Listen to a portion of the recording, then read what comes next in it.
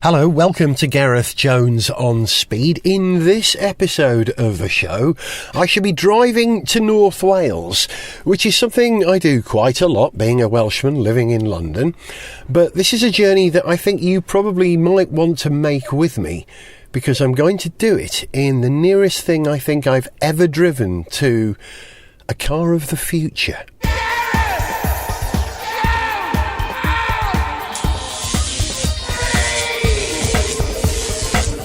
You may remember that last year I attempted something I've never done before, and that was to drive from London to Liverpool in the northwest and do it in an electric car, a Nissan Leaf.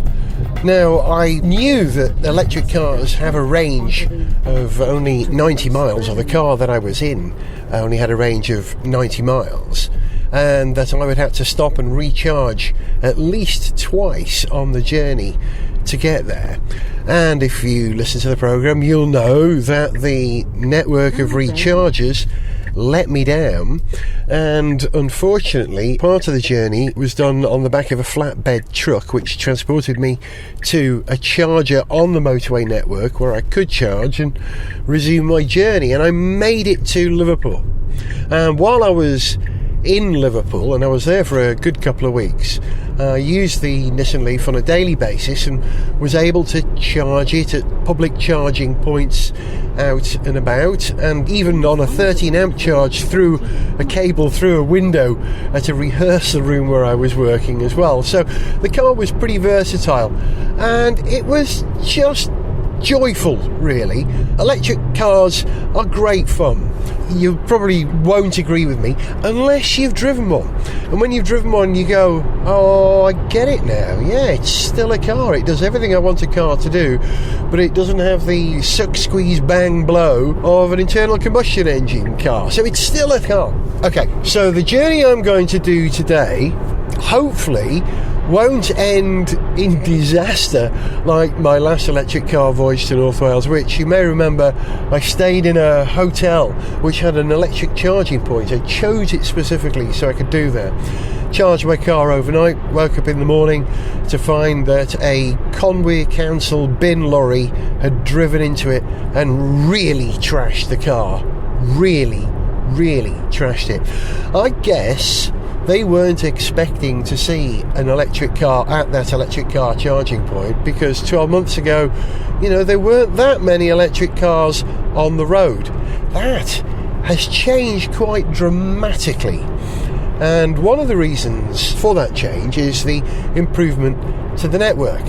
So I'm going to do this journey in the knowledge that I should find a charging point that I can use, but also safe in the knowledge that the car I'm driving has a range at the moment of 167 miles. I've already picked it up from West London, driven out to High Wycombe or thereabouts, and I know that this car had a range of about 220 miles when I picked it up. That's because it's a Tesla. The Tesla Model S. I think I'm probably right in saying that the Tesla Model S is the electric car with the greatest range on sale in the UK at the moment, if you don't count hydrogen fuel cell cars as electric cars, which of course they are, but maybe I should say this is the battery electric car with the greatest range on sale at the moment. So the theory is that this car, I can do the entire journey to North Wales without really needing to recharge. I should have enough to get me to the door, I think. You know what? I haven't even done the calculations. That's because I have confidence in the range of this car to get me to a charging point. And one of those charging points might be a Tesla supercharger, because Tesla have their own network of charging points all over the UK, and there is a corridor along the M6 that I can get to. I know there's a charging point in Warrington, which is, Cheshire, Liverpool, that sort of way, so not far from my end destination, which is home in North Wales. So this is an exciting journey. To say that I was excited about getting this car is an understatement. As you know, I drive lots of interesting cars, some very big and very powerful like the F-Type, some very tiny and low powered like the Skoda Citigo Monte Carlo I drove this year. But I have to say, knowing that I was going to get into this futuristic car, it's from the Futa, I actually did struggle to get to sleep last night. I'm still such a kid. It's funny, we were talking on the last episode of Gareth Jones on Speed about, well, there's some cars we're really excited about having the prospect of getting our hands on the show, and others that, I don't give a fig anymore. But this car, this Tesla Model S, I think is up there with, I think I'd like to drive any road McLaren. Arguably, actually, no. Okay, there is one road McLaren I would like to drive, the F1, that is more exciting than this car. But for the moment, this is very exciting. I'm still adapting to the car. It's a very handsome looking thing. And the interior, well, it's like a sort of Bang & Olufsen sound suite crossed with an Apple store. Dominated, you must know this, by the huge screen that is laid out portrait, not landscape, so it takes up the whole of the centre section between the driver and the passenger seat, and hard to take your eyes off it. At the moment it's showing Google Maps bigger than my face, and there are a series of icons along the top which I can cycle between. The music, it'll play stuff off my phone, of course, even my Google Calendar. I can browse the web, I can turn the camera on to see what's going behind me if I want. But of course, as Italian drivers say, you don't need a rear view mirror, you take it out, because what is behind you is of no consequence. I don't know if I subscribe to that national stereotype, but it is something my brother-in-law once said to me, and it is a famous Italian car saying. Okay, so what I'm not in an Italian car, I'm in an American car. So is the Tesla the best known American car in Britain at the moment. It's built in California, which is a beautiful thing, at what used to be the NUMMI, the NUMMI factory, where they used to build, let me get this right, the factory was set up in the 1980s. It was a partnership between General Motors and Toyota, and they were selling, I think, possibly Toyota pickups as Chevys, in a complicated deal in that the same vehicle was also sold as a Toyota. And they also built a few cars as well. I think they branded them Geo. There was a version of the Toyota Corolla which was sold as a Geo in the States, as well as a Chevy possibly as well. So that factory came, it broke new ground in terms of the union deal that was established between the manufacturers of the two cars and the unions in America to make that car possible, and it's still breaking new ground. It's a Tesla factory at the moment. Oh, also Tesla. I used to say that this car was a Tesla. Then I did some research, and then I discovered that Nikola Tesla, the great electrical engineer who gave his name to this car, his name was pronounced Tesla, I believe. However, talking to the PR people from Tesla, because everyone calls this car a Tesla, it's pronounced Tesla, not Tesla. Hey, does it matter? When you've got a lisp like mine, actually it does matter. Is it a Tesla? So, a little bit of background on the car. As a car to drive, well, hey, electric cars are easy to drive. You know that. You get in, you don't even press a start button with this one. You just put your foot on the accelerator and off you go. And it has some incredible autonomous capability, this car. That's why it really is the car of the future. And I was testing those out on my early experiences with the car. I was actually given a test drive during the handover from the people from Tesla's press department, who kindly loaned me this car for a week, and they showed me the autopilot which this car has, and really that is the best name for it, because I've driven cars with some levels of autonomy in the past, but nothing quite like this. It has lane recognition. Yeah, we've all driven cars with lane recognition, which tell you when you're straying out of your lane, it sees the white lines, it will vibrate the steering wheel for you. But this car, if I engage autopilot, which I will do, why don't I do it now? There we go. Okay, I'm supposed to keep my hands on the wheel, but if I don't, it will still maintain the position in the centre of the lane. It's reading the white line on the motorway that I'm on at the moment and the broken white line on the right hand side. I'm actually in the left hand lane, lane 1. I've set my cruise control and it's maintaining a distance from the truck in front. At the moment we're doing about 10 miles per hour. So my foot is not on the accelerator or the brake. My steering hand is covering the steering wheel. I could actually take my hand off it there. I did that. That's remarkable. It will do that, but it will also change lanes if I ask it to as well. As long as I'm holding the steering wheel, and I mean putting pressure on it, not just hovering over it, if I engage the indicator right or left, it will make a judgment based on whether there are cars in front or behind and change lanes for me. Now, it makes that judgment based on its sensors. I'm scanning for life forms, Captain. It has radar, of course, like any car with cruise control and distance setting has. It has sonar, which is how it does its parking, and it's got those sensors on all 4 corners of the car. And it's also got a stereo camera just above the rear view mirror in the windscreen looking forward. So it interprets all that data and makes a judgment whether it's safe to make a manoeuvre. And it will change lanes. And it works. I know, because I tested it out very nervously. Because of course you would be. Because I was on a motorway, a busy motorway, the A40M, the expressway that goes past Ladbroke Grove in West London. We were all doing about 40 miles per hour. There were lots of traffic, and I simply pulled the lever, which is the cruise control lever, one of the 3 column stalks, pulled that back twice and it engaged, and then when I indicated, it changed lanes very happily.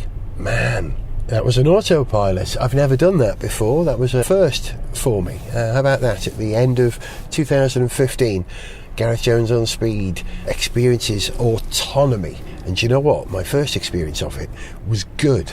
But what's the rest of the experience of this car going to be like? Well, I'll tell you over the rest of this programme.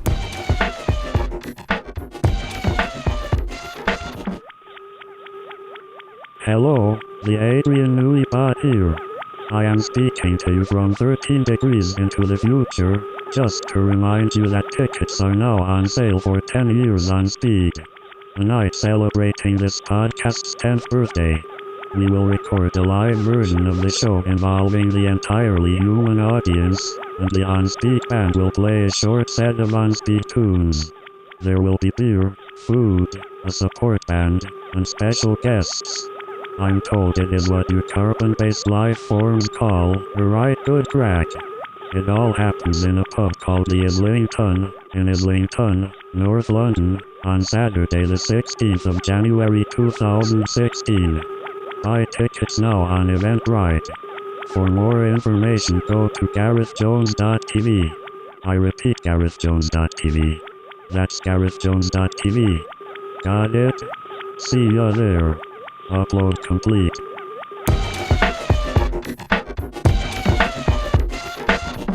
I just called Violet just to let her know that I'd picked up the car and told her that I was autonomously driving to North Wales. She said, "What, you're in the car now?" "Yeah."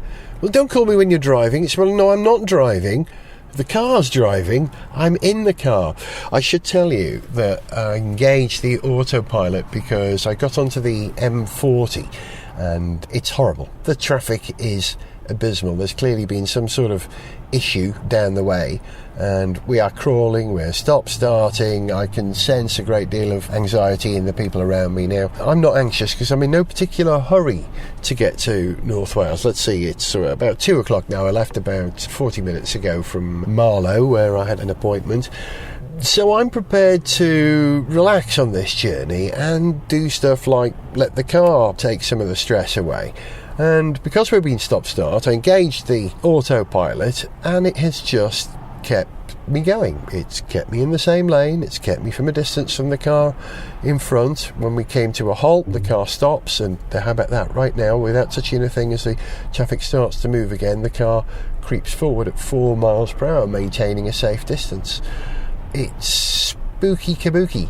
But if ever there is a time to use autonomy or autopilot in a car, I think this is it, when the traffic is horrible like this, rather than that stop-start thing that will give you a muscle twitch behind your knee. Do you know there's no English word for the place at the back of the knee? No one single English word. You know, you get that twitch there if you're overusing your muscles. And so this car, its autopilot, will help nice older people like me who suffer, you know, from muscle twitch here and there. It will help us through the day. There's also the wonderful sense of refinement that you get from an electric car. There is no noise. You barely hear the transmission at all.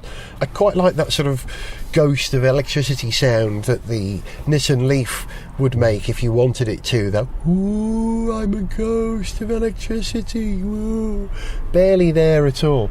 But I don't know if this Tesla has the ability to generate audio inside the vehicle. I'm sure there's probably an app that you could download into the operating system of this car to do that, if there isn't one already on board. And that's the other big thing about this car. It's connected. It really is connected. It's got its own 3G connection permanently, well, as long as there is a 3G connection, over which it gets its navigation data and the digital radio and media as well. You can play music and stuff. There are 2 facilities to listen to streaming music in the car as well. You probably know them, but I'd not encountered them before. You can also browse the web with a huge screen. Not that I'll be doing that, even if I'm not actually driving the car. I'd rather keep my eyes on what's going on. And it'll stream music from my phone. Oh, it'll also, I think, find Gareth Jones on speed in its media streaming facilities, so I'll explore that at some point as well. I like this car. You know, I'm a kid of the 60s. I was born in 1961, and so I grew up in the space age. All my formative years were in a very science fiction period where we believed that cars would be autonomous, they would be silent, they would even hover, you know, in our future. But the reality has been a little slower in coming, and I am pleased to find a car which meets that futuristic vision of the 1960s actually being a huge hit at the beginning of the 21st century. 40,000 Teslas were sold worldwide last year, and I'm sure sales are phenomenal in America. The 2 biggest markets are the USA and Norway, who are very good on electric cars. And at last, Britain is starting to catch up as well. It's all down to the network. If you know you're going to be able to find a charger and it will charge the car very quickly, you're going to have an electric car. You are. I promise you. I know we all love the sound of a V8. I know we all love turbocharged 3-cylinder petrol engines and the whole tactile experience of changing gear and declutching and hearing the engine come onto its cams and being involved with that engineering as you drive. That's part of the experience of driving a car.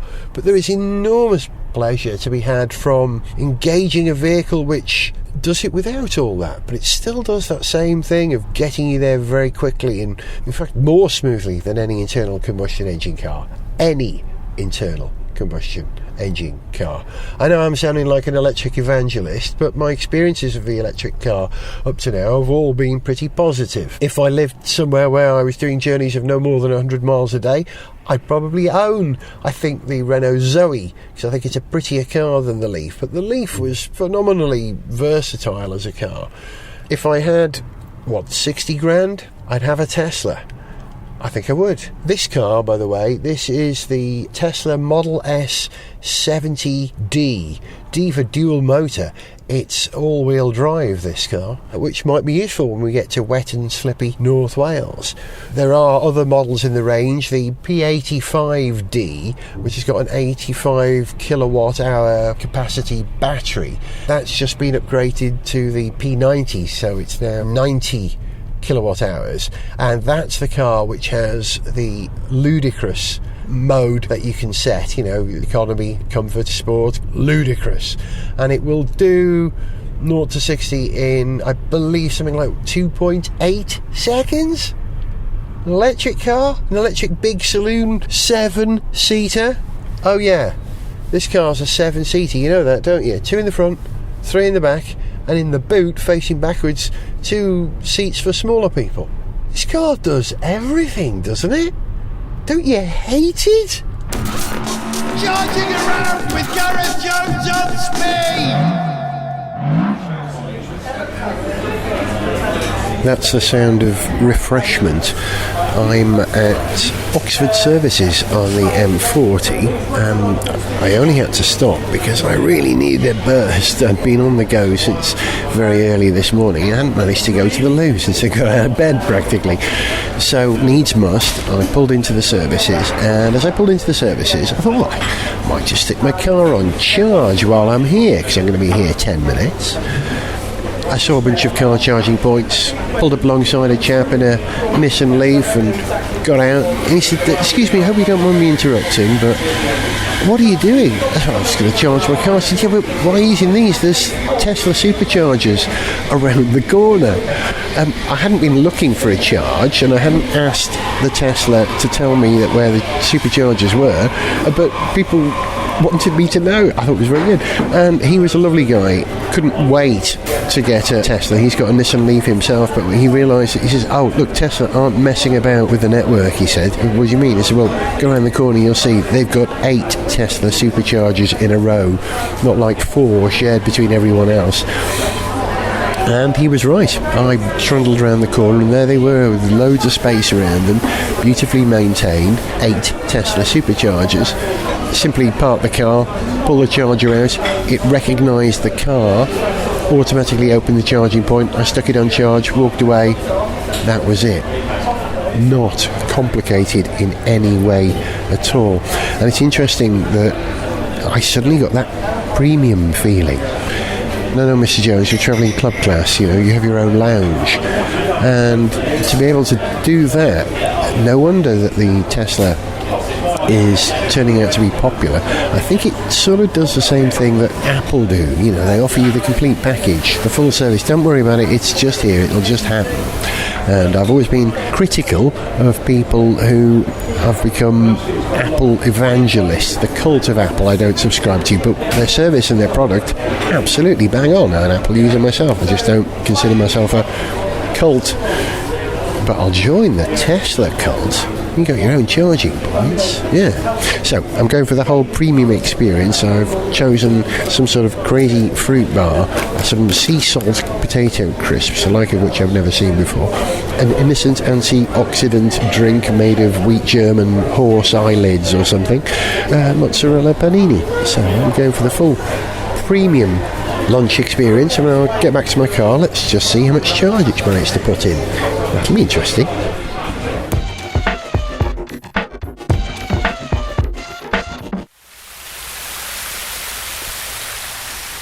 That sound of rushing liquid, not what you think. I went to the loo before I started this recording. Those are the fountains outside the welcome break services at Oxford. It's funny how you never notice stuff until you need it. You know, you're thinking about buying a red car, and you suddenly notice, there are lots of red cars. Or you're talking about Auntie Marjorie, and then, Auntie Marjorie phones up. It's a sort of a heightened awareness thing that goes on, you know. But I remember last year driving around in the Leaf and seeing for the first time signs on motorway services on the motorway telling you what facilities are at the services, and if you look carefully you'll see an electric car charging point, a little icon of a plug on a cable, and of course I'm aware of those now, but I've never noticed a Tesla charging point anywhere ever. But I guess they must be out there. If I've just blundered into one accidentally within the first couple of hours of driving a Tesla, they must be out there. I wonder, have you noticed Tesla superchargers? They're very impressive. Sort of a white pillar, red, bright, glowing, day glow words Tesla on them. And mine is the only one in the charging point at the moment. There was another car here when I arrived, charging, but I guess he's done his bit and off he's gone. Okay, while the car is charging, because I've only been gone 5, 10, 15 minutes at the most, and I don't know how much charge it's pushed in at its over 100 kilowatts rate or whatever it is. I don't know. It looks full to me. I can tell because at the charging point on the car there are 3 green LEDs which flash when it's charging, flash really quickly when it's charging, really quickly, and then quite gently and slowly while it's almost topped up. And at the moment it's sort of pulsing gently at about, I don't know, 1.1 second cycle, I would say that is. And here comes someone else in a 90D. It's incredible, isn't it?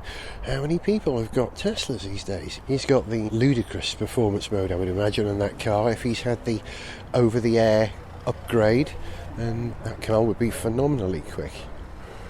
Right, I don't know how topped up that is just at the moment because the light's just gone out, because I've got a key in my pocket and the car recognises where I am. If I'm close to it, it activates it, but when I walk away from the car, the green light, hello there, the green light goes out, so it doesn't draw attention to the car at night.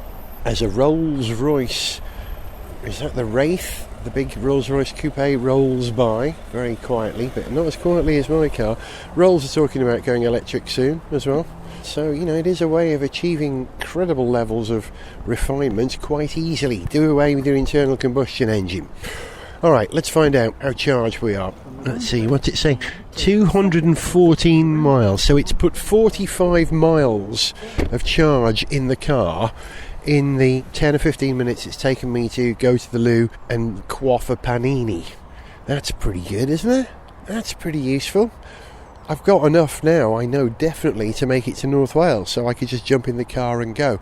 That makes this thing very useful, doesn't it? Very usable. I'm enjoying the Cult of Tesla. Gareth Jones on speed. A glimpse into the future.